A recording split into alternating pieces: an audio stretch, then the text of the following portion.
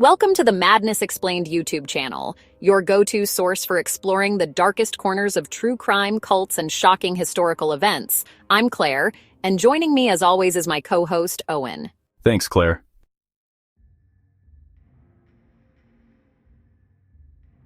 Today, we're unpacking a case that's as tragic as it is baffling: the Todt family murders.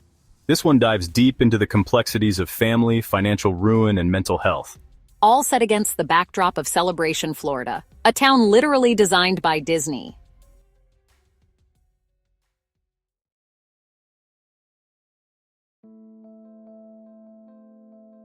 That's right, Claire.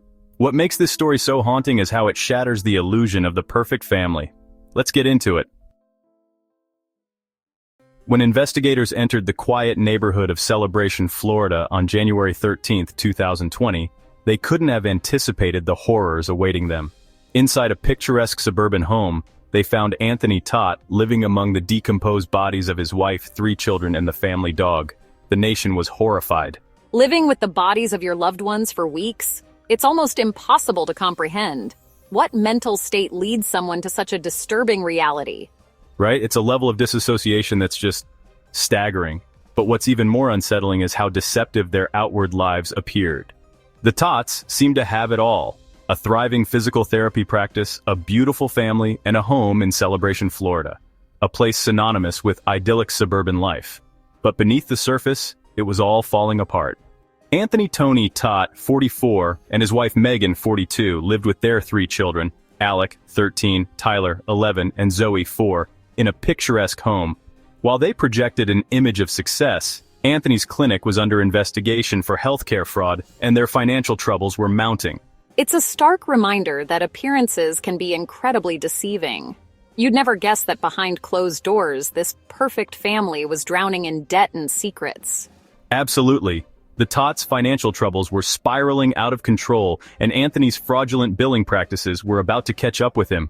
But even with all that stress, the sheer brutality of what happened, it's unthinkable.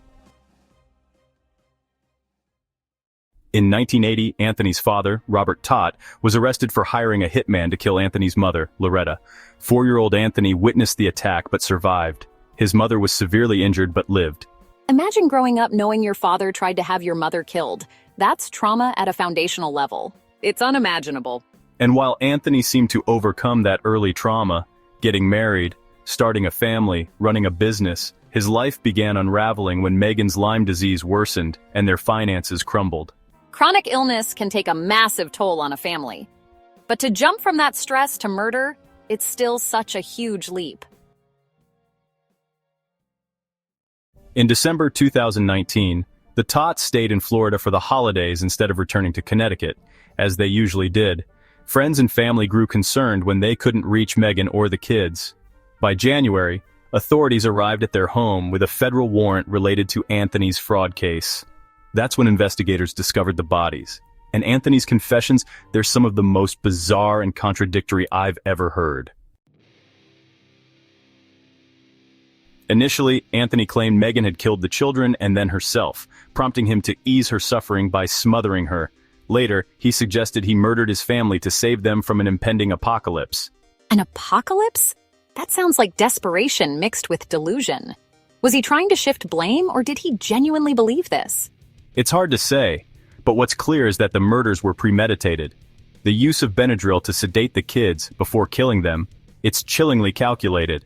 And the crucifixes found with the children, it's as if he was trying to give their deaths some kind of twisted justification. In 2022, Anthony Todt was convicted of all 5 murders and sentenced to life in prison without parole. Despite overwhelming evidence, he continues to deny responsibility. It's heartbreaking. Those kids, they trusted him. And Megan, she stood by him through so much. It's just such a senseless loss.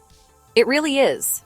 This case forces us to confront some tough questions about the pressures of modern life, unchecked mental health struggles, and how far someone can go to maintain a facade.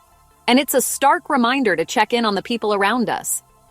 Sometimes a small act of kindness or connection can prevent someone from spiraling into a dark place.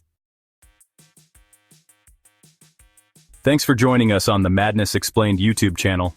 If today's episode has left you with questions or thoughts, share them in the comments. Don't forget to like, subscribe, and hit the notification bell to stay updated on our latest episodes. Until next time, stay curious and take care.